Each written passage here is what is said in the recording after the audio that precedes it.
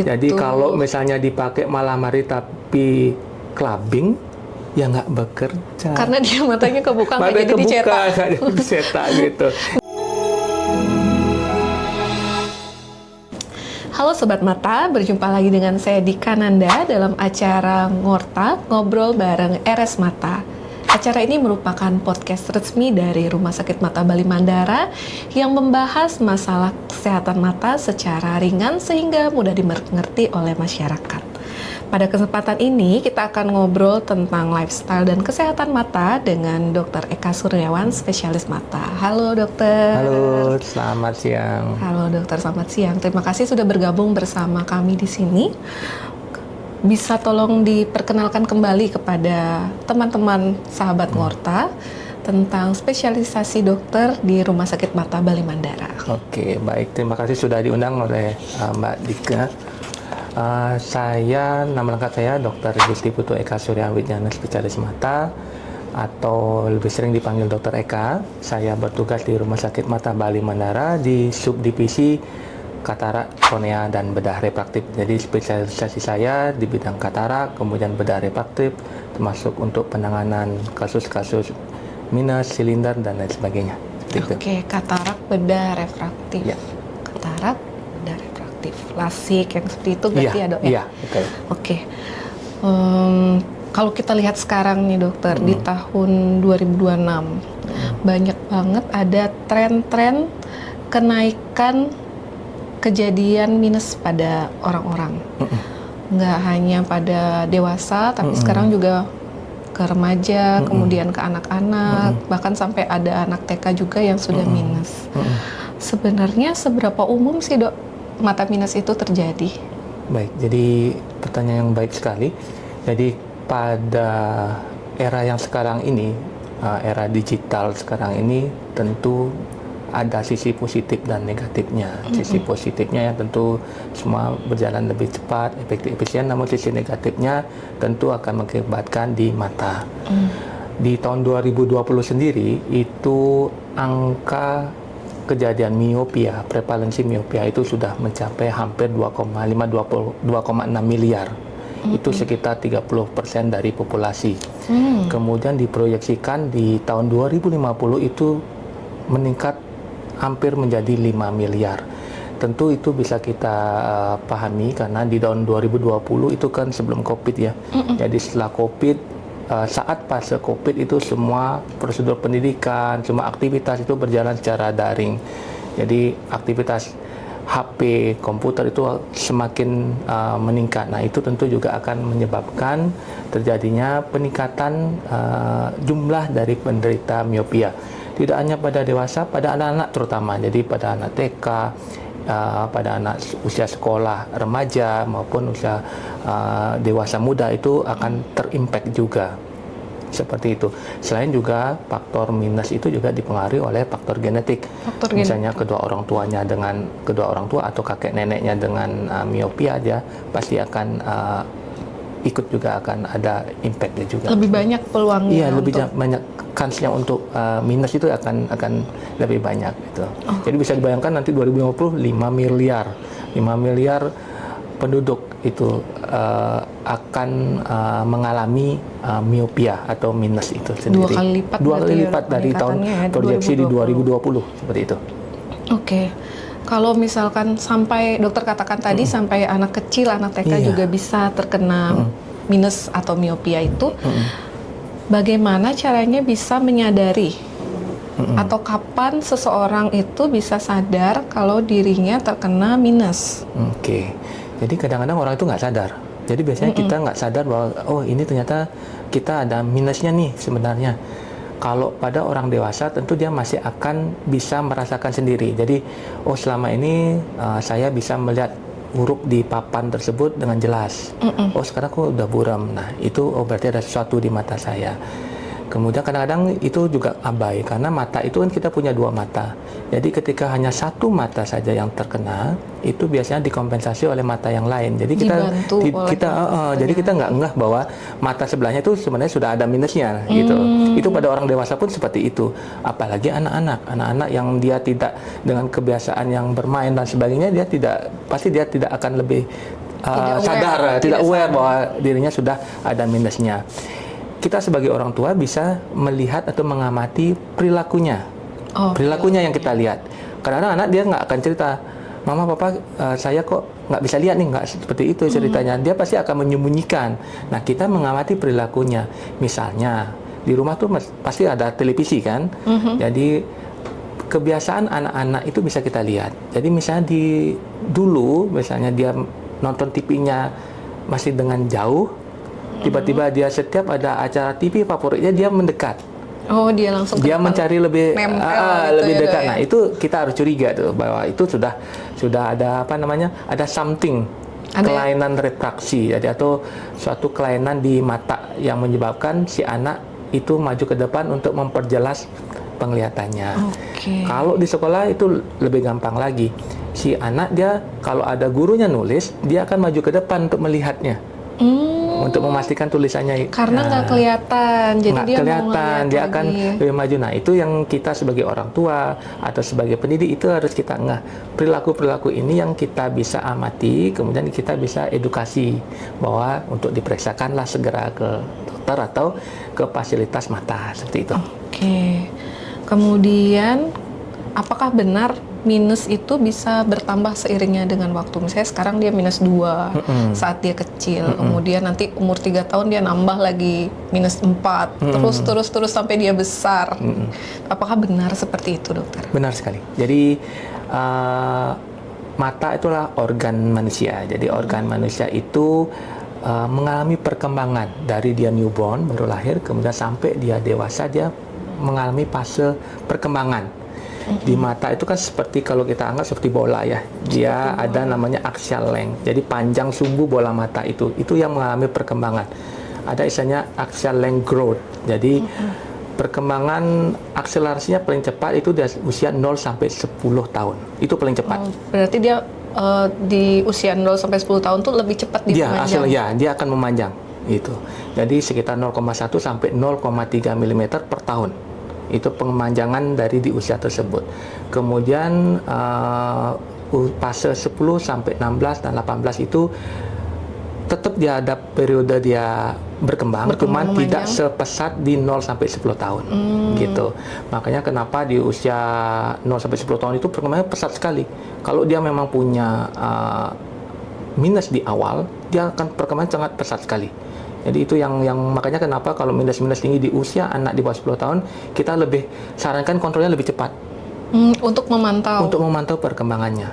Seperti biar itu. nggak kebablasan. Supaya gitu, tidak kebablasannya, betul sekali. Jadi supaya tidak minusnya yang tambah cepat, kemudian kacamata yang lama dia ukurannya masih tidak mencukupi untuk melihatnya seperti itu. Gitu. Kemudian mencapai puncak di usia 18 sampai 20 tahun. Berarti begitu. bisa dikatakan kalau misalkan dia minusnya dari kecil sampai dia usia 18 tahun tuh kita harus pantau karena bisa aja perkembangan minusnya tuh bertambahnya cepat. Iya, betul Tapi sekali. setelah 18 tahun biasanya lebih stabil. Lebih steady dia, lebih stabil kecuali pada kasus-kasus tertentu misalnya yang yang patologis itu isinya tidak normal, minus yang tidak normal itu tidak mengikuti patokan usia. Tapi rata-rata kalau yang secara general itu sesuai dengan perkembangan usia seperti itu. Kemudian banyak juga orang-orang yang merasa bahwa dia sudah minus, matanya udah minus, terus dia ngerasa ya udah kalau udah minus aja gitu, nggak usah lah pakai kacamata kayak gitu. Kemudian apakah itu benar? Nggak usah lah pakai kacamata, yang penting masih bisa lihat. Kenapa pasrah seperti itu? Banyak yang kayak gitu, apalagi di usia sekolah itu dong, karena sering juga dibully sama teman-temannya. Karena pakai kacamata tebal gitu ya. Iya dong, kadang diejek-ejek, ibu-ibu gitu. Apakah itu sudah benar tidak menggunakan kacamata padahal dia minus? Apakah harus banget menggunakan kacamata saat minus? Atau boleh pas baca aja deh pakai kacamata? Apa boleh kayak gitu? Ya. Jadi harus pakai kacamata. Jadi kalau sudah minus, apalagi pada usia anak-anak, usia remaja, minusnya lumayan tinggi, di atas 3, bahkan kalau di atas 6, itu wajib pakai kacamata. Karena kalau kita tidak pakai kacamata, itu progresivitasnya malah tambah tinggi. Bukannya malah turun, tapi malah tambah cepat lagi. Itu katalisnya ada tuh, tambah cepat lagi dia. Yang harusnya 0,3 mm per tahun itu bisa nambah lagi lebih cepat seperti itu. Jadi kalau nggak pakai kacamata bisa lebih Iya, bisa lebih cepat. Dan yang kita takutkan lagi adalah kalau kita tidak pakai kacamata, itu lama-kelamaan retina adalah saraf di mata yang fungsinya adalah untuk memproses gambar bayangan yang masuk, yang kita imajinasikan itu tidak mendapatkan rangsangan. Otomatis nanti suatu saat dia akan menjadi mata malas atau lazy eye. Kalau sudah terjadi lazy eye, itu nggak bisa diapa-apain. Mau dioperasi pun, mau dilakukan tindakan apapun, itu tidak akan bisa. Makanya itu kenapa pada usia, terutama pada usia di bawah 18 tahun, apabila punya minus, itu wajib pakai kacamata. Wajib pakai, sangat wajib sekali. Tujuannya ya itu, supaya yang pertama mencegah progresivitas minusnya biar tidak tambah cepat. Kemudian yang kedua ya tentu membantu melihat. Gitu. Jadi membantu melihat dunia seperti itu dengan lebih jelas. Dan supaya mencegah mata malas tadi ya? Iya, tentu saja itu ya.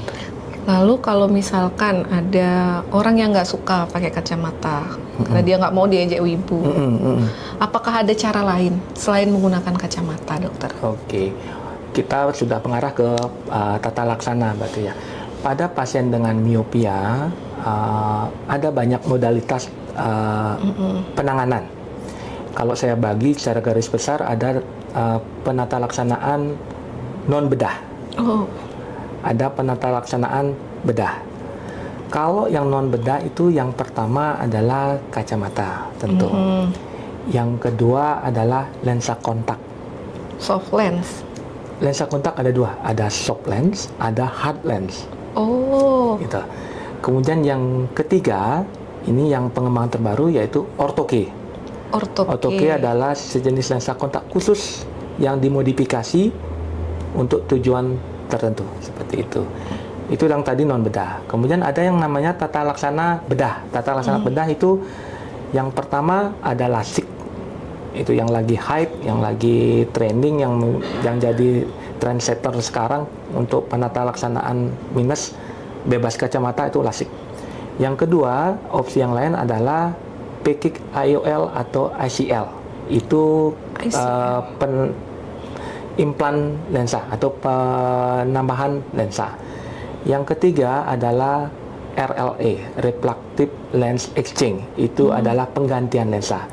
Jadi itu adalah ketiga itu adalah tata laksana bedah untuk kasus-kasus minus. Oke, ada non bedah sama bedah. Ya.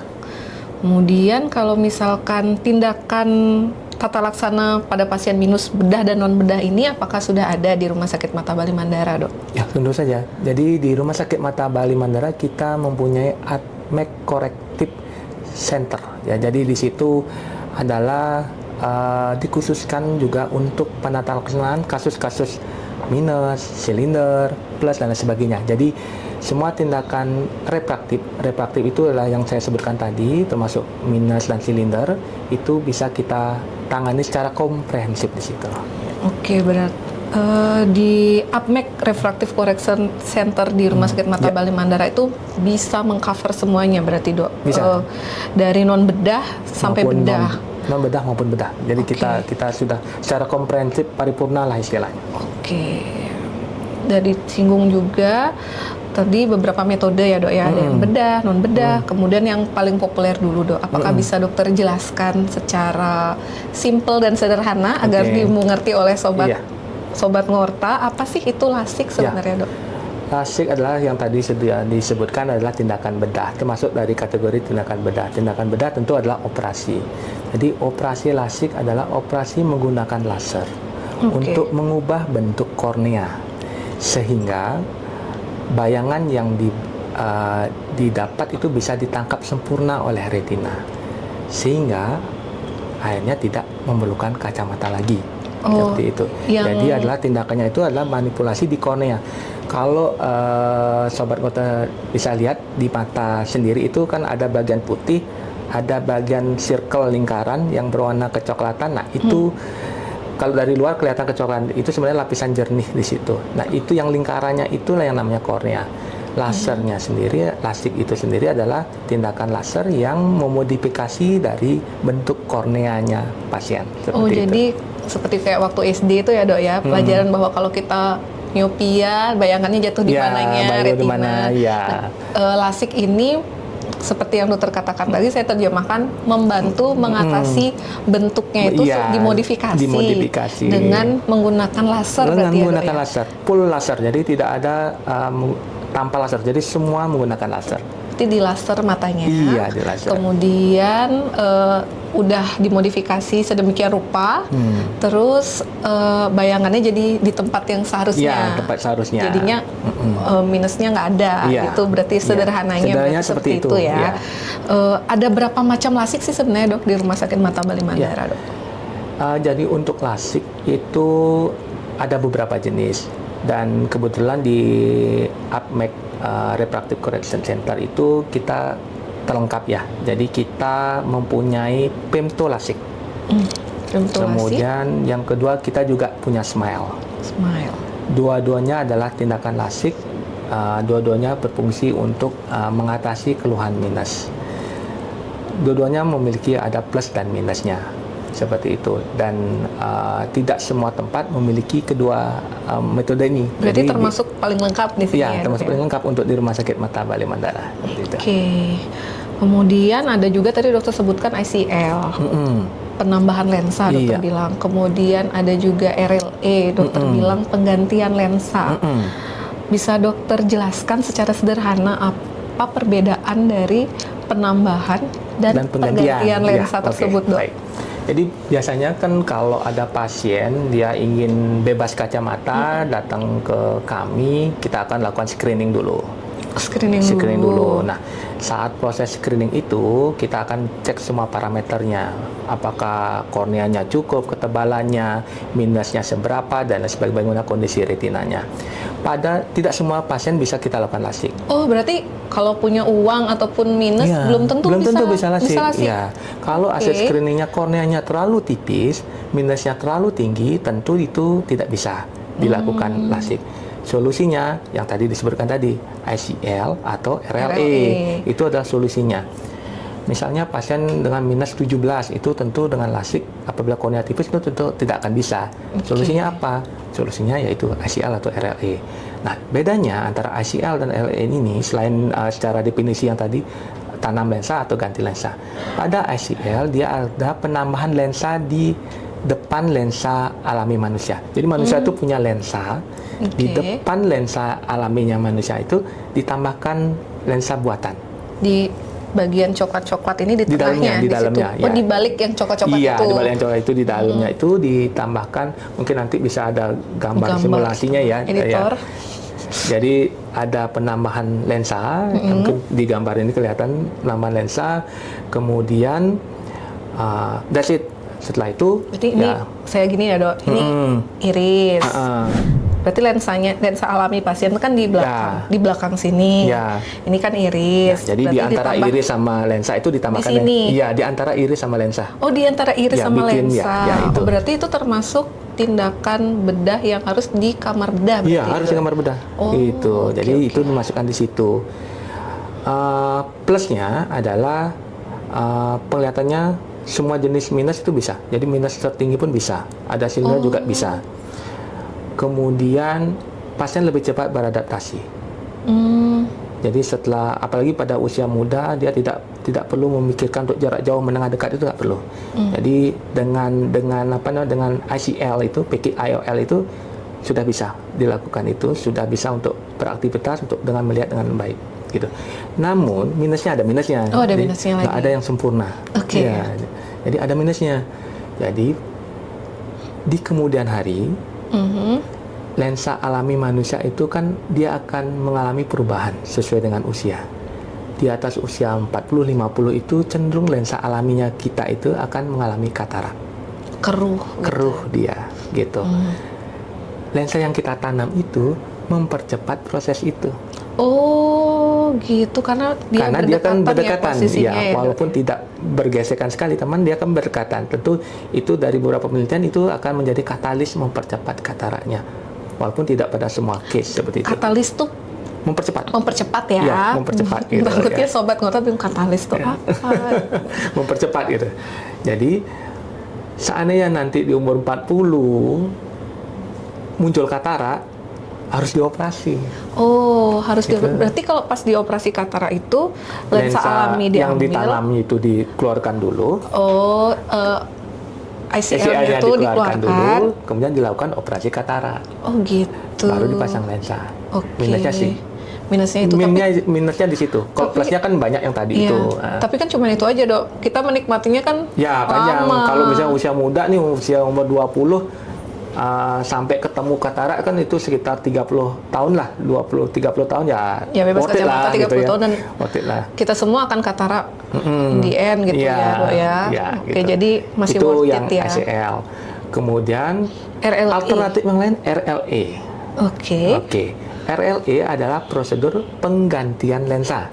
Lensa alami maksudnya dokter. Lensa alaminya itu yang diganti. Jadi lensa alaminya kita itu dikeluarkan dengan menggunakan alat, menggunakan mesin ultrasound, kemudian dipasang lensa buatan untuk menggantikan si lensa yang alami tersebut. Mirip sama operasi katarak. Mirip betul sekali, Sama mirip dengan operasi katarak. Eco-emulsification itu ya dok mirip, ya. mirip banget itu.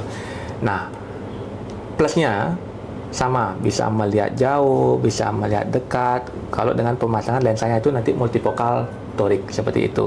Kemudian minusnya perlu lebih beradaptasi. Oke. Karena kan kita ada transisi dari jauh, menengah, dekat. Kayak pakai lensa Progresif progresif. seperti itu. Oke. Nah, oke, itu oke. minusnya di situ. Plusnya lagi, kalau plusnya ya nanti umur 50 ya nggak mikir lagi ada katarak karena udah Karena diambil lensa duluan. alamnya udah di take out duluan. Di awal udah diberesin dihilangin. di awal nih. Selanjutnya ya nggak perlu dilakukan tindakan. Berarti RLE ini tidak cuman mengatasi minus berarti dok ya? Iya. Silinder juga Preventif, ya silinder juga. dan preventif Untuk plus katarak, dan katarak. kataraknya, iya. Oh luar Gitu. biasa berarti ya dok ya. Iya. Oke, terus juga dokter tadi bilang ortho-K yang lensa kontak Khusus ya. heart yang dok bilang untuk dimodifikasi sedemikian rupa. Itu seperti apa sih dok? Oke, baik. Jadi perkembangan lensa kontak yang paling pesat itu ya. Yang terakhir adalah ortokeratologi. Jadi dia seperti pseudolasik. Kalau di luar tuh dibilang pseudolasik. Jadi lasik kan tadi teknik bedah untuk membentuk kornea. Membentuk kornea Ya kan, dengan tadi kan, laser. dengan laser. Dengan laser. Nah, ini teknik membentuk kornea dengan menggunakan lensa kontak. Jadi dengan penekanan dari lensa kontak khusus tersebut ke kornea, maka akan menyebabkan bentuk kornea berubah sehingga bayangan akan jatuh tepat di retina. Kayak pakai cetakan itu. Iya, betul sekali pakai Kayak cetakan. pakai cetakan. Iya. Jadi dengan ortho-K ini dia akan membentuk ulang lagi, reshaping ulang dari korneanya tersebut. Pemakaiannya berbeda 180 derajat dengan lensa kontak biasa yang soft lens yang dijual bebas itu. Jadi ortho-K itu dipakai justru pada malam hari saat tidur. Tuh, kenapa dok? Kenapa saat malam hari? Saat tidur, bukan saat malam hari aja. Oh, saat tidur. Ya. Kenapa? Karena saya bilang tadi kan dia membentuk kornea dengan menempel. Jadi ketika tidur, kelopak mata akan menutupi si ortho-K itu tersebut. Menekan Akhirnya jadinya. akan menekan tersebut. Oh, jadi beneran Dia akan dicetak bekerja ya? di situ gitu. Oh, gitu. Jadi kalau misalnya dipakai malam hari tapi clubbing, ya nggak bekerja. Karena dia matanya kebuka, nggak Matanya jadi dicetak. nggak jadi dicetak gitu. Berapa, Jadi ya memang berapa jam dok biasanya dok? biasanya saat tidur itu 8 jam itu dia sudah berproses ya untuk Pengguna ortho-K nggak bisa begadang. ya, 8 pokoknya yang penting dia 6-8 jam dia menggunakan itu. Besok paginya dilepas, itu sudah efektif dia. Apakah itu bisa untuk anak kecil juga dok? Itulah solusinya. Tadi kan dijelaskan tentang perkembangan bola mata tuh. Jadi tindakan bedah yang tadi kita jelaskan itu lasik, RLE, habis itu ICL itu nggak bisa, tidak direkomendasikan di bawah 18 tahun. Karena bola mata itu akan terus memanjang. Masih berkembang, memanjang. Solusinya ortho-K. Dari usia berapa boleh pakai ortho-K? Usia berapapun boleh ortho-K. Yang penting dia kooperatif untuk menggunakan itu. Berarti dari Terutama preschool. untuk anak-anak di bawah SD itu, TK, SD itu bisa. Oh, udah boleh ya, Iya, Dok, ya? memang itu solusinya. Gitu. Jadi kalau misalkan dia siangnya mungkin bisa pakai kacamata, malamnya pakai ortoke. Oh, apa Siangnya enggak? nggak perlu pakai kacamata lagi. Karena udah dicetak. Ya, Oh, jadi dia secepat itu, Dok. kayak ngecas dia. Jadi pakainya malam hari, siangnya aktivitas biasa, malam lagi dipasang gitu. Oke, cuman PR-nya cuman membujuk anak-anak untuk pakai itu aja ya. Ya, membujuk. Logikanya kalau dipakai malam hari sebelum tidur kan itu malah pasien si anak kan Oh iya, cuman pas akan masang ada aja ya, gitu nggak akan ada rasa apa karena udah kebawa tidur kan. Besok-besok bangun udah tinggal pasang, tinggal buka lagi seperti itu. Oke, dokter. Apa biasanya bahan pertimbangan dokter untuk memutuskan seorang pasien itu cocok untuk LASIK, ICL, RLE, ortoke, atau pakai kacamata aja? Oke. Apa pertimbangannya, dok? Oke. Yang pertama adalah usia. Usia dulu. Di bawah 18, di atas 18. Yang kedua adalah hasil dari screening. Oh, itu penting sekali Penting ya, dok, sekali. ya? Hasil dari screening itu sangat penting. Yang ketiga adalah apa goal dari pasien, apa ekspektasi dan harapan dari pasien. Seperti Itu memang ngaruh sih, Itu dok. yang harus Takutnya pengaruh. beda Kemudian ekspektasinya. pekerjaan pasien juga penting. Kenapa, dok? Misalnya hobi atau pekerjaan, aktivitas pasien yang apa namanya, misalnya dia bela diri misalnya. Tindakan LASIK-nya kan ada PEM2, ada SMILE. Kita lebih kalau pasien ingin LASIK, kita lebih sarankan yang SMILE. Oh, karena yang femto PEM2 kan ada flap. Jadi dia rentan rentan kalau kena lagi. benturan matanya atau apa seperti itu. Oke, Gitu. berarti. Tapi yang jelas yang poin pertama adalah usia, yang kedua adalah screening dari hasil pemeriksaan. Seperti itu. Oke. Berapa lama proses tindakan dari LASIK, ICL, RLE, dan berapa lama pemulihannya, dokter? Oke. Kalau dari segi durasi tindakan untuk LASIK itu durasi lasernya bekerja itu hitungan detik.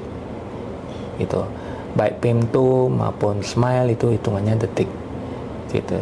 Mungkin 20 sampai 35 detik itu per eye, per mata. 20 sampai 35 detik per mata, dok? Untuk pengerjaan durasi lasernya. Oke, durasi lasernya. Ya, durasi lasernya kalau di total.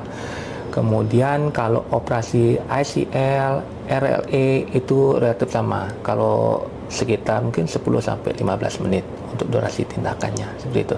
Nah, recovery-nya itu LASIK tentu lebih cepat ya.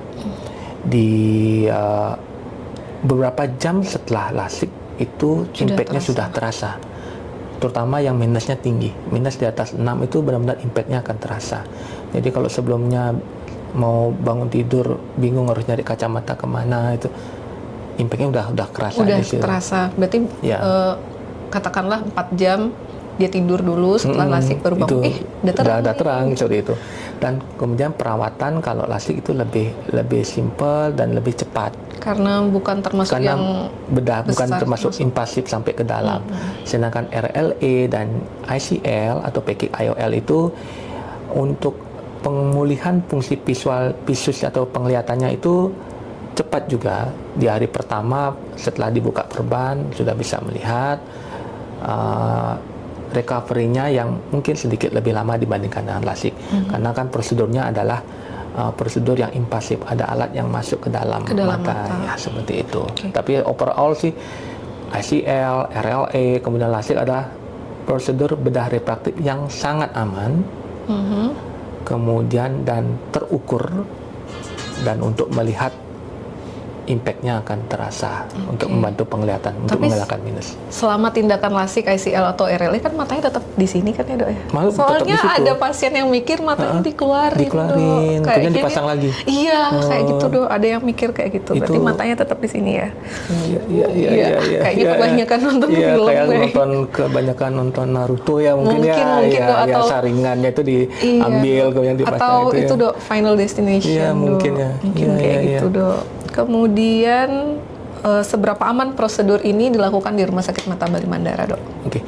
Kami memiliki APMEC Refractive Correction Center, sudah menangani case seperti ini sudah ribuan, menjadi pionir juga di Bali. Jadi kita juga memiliki prosedur atau standar yang harus dilakukan sebelum pasien ke meja operasi.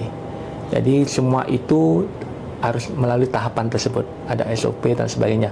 Dan tentunya di rumah sakit kami kita mengutamakan patient safety. Patient safety tetap kita yang utama ya. Iya, kita ingin hasil yang kita baik. ingin menjaga mutu, kualitas, dan itu tentu akan menjadi kepercayaan oleh masyarakat.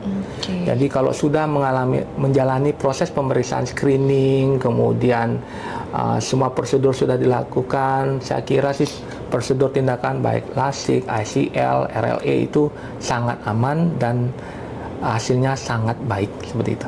Oke. Apakah ada cerita pasien yang dokter ingat dari banyaknya pasiennya dokter yang setelah melakukan salah satu tindakan baik LASIK, ICL atau RLA yang sangat berkesan untuk dokter dan membekas karena pasien itu mungkin kayak terharu atau bagaimana gitu, Dok? Ada nggak cerita yang kayak gitu? Pasti tentu pasien dengan minus kemudian tiba-tiba tanpa kacamata, hampir semuanya pasti akan merasa mendapatkan kesempatan kedua untuk melihatnya. Ya, jadi saya punya salah satu pasien, dia WNI tapi kuliah di Jerman, kemudian datang ke Bali, Pak Libran ingin untuk melakukan operasi. Itu tidak milih di Jerman tapi melakukan di Rumah Sakit Mata Bali Mandara. Minusnya tinggi, sekitar hampir minus 17, kemudian dilakukan prosedur tindakan. Nah, hasilnya sangat baik dan pasien merasa mendapatkan kesempatan kedua lagi untuk melihat, karena selama ini bisa kita bayangkan minus 17 kacamatanya setebal apa gitu, seperti itu. Ada yang jual, Dok, tapi kacamata minus 17 itu setebal apa itu. Jadi ketika bangun tidur dia nggak bingung lagi nyari kacamatanya di mana, seperti itu. Terbiasa blur. Tapi kadang-kadang katanya masih juga teringat refleks untuk ngambil nyari kacamata gitu. Setelah baru ingat ya seperti keajaiban gitu bagi dia gitu. Kebayang sih, Dok, itu pasti dia merasa ada kesempatan kedua lagi untuk melihat. Iya, benar sekali itu, Dok. Kalau ingin konsultasi atau cek kelayakan yang kayak dokter bilang screening itu, bagaimana caranya, dokter? Oke, terima kasih. Jadi kalau Sobat Ngota ingin melihat atau ingin juga merasakan pengalaman seperti tadi, ingin bebas kacamata, ingin minusnya bisa terkoreksi atau bisa tertangani dengan baik, bisa datang ke Rumah Sakit Mata Bali Mandara di APMEC Refractive Correction Center. Kita di Jalan Angsoka, kemudian kita juga bisa screeningnya tuh bisa pagi dan sore. Bisa pagi dan sore. Senin sampai Sabtu itu pagi, kemudian sorenya Senin sampai Jumat. Jadi dari SDM, dari dokter spesialis itu lengkap untuk menangani kasus-kasus refraktif tersebut. Walaupun belum berani untuk tindakan LASIK, yang penting screening aja dulu gitu ya, Dok, untuk ya. Sekedar tanya, sekedar ingin ngecek untuk kondisi matanya Sobat Ngota seperti itu. Iya, kalau misalnya Sobat Ngortanya pagi sekolah, sekolah paginya bisa datang sore, ada kita sore. buka bisa sore gitu ya. Oke, dokter. Pesan dokter untuk Sobat Ngorta yang punya mata minus tapi ingin hidup lebih bebas tanpa kacamata. Oke, jadi Sobat Ngorta yang punya minus tinggi, punya silinder tinggi, itu bukan akhir dari segalanya. Jadi Rumah Sakit Mata Bali Mandara, APMEC Refractive Correction Center hadir sebagai solusi untuk itu. Oke, terima kasih, silakan dokter. Datang ke rumah sakit kami. Iya, terima kasih, dokter, untuk ngobrol-ngobrolnya hari ini ya, dokter ya.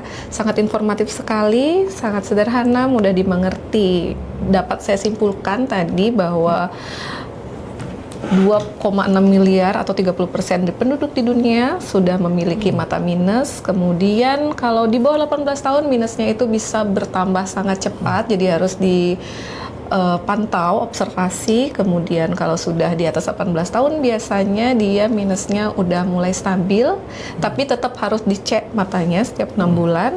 Kemudian harus menggunakan kacamata. Kalau tidak mau menggunakan kacamata, nanti matanya bisa mata malas ataupun minusnya bisa tambah banyak karena tidak pakai kacamata. Kemudian kalau nggak mau pakai kacamata, tenang, ada solusinya. Ada bisa bedah, ada non bedah. Kalau yang non bedah seperti dikatakan sama dokternya, satu pakai kacamata, kemudian menggunakan lensa kontak. Ada yang soft lens, ada yang hard lens, kemudian bisa menggunakan ortho-K yang bisa dipakai dari usia anak-anak.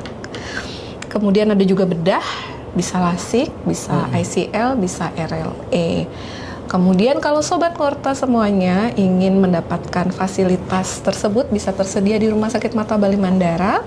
Bisa screening dulu atau tanya-tanya dulu sebelum tindakan. Bisa pagi ataupun sore di Poli VIP di Apmek Refractive Correction Center Rumah Sakit Mata Bali Mandara. Terima kasih sudah mendengarkan podcast kali ini. Sampai jumpa di episode-episode selanjutnya. Hai.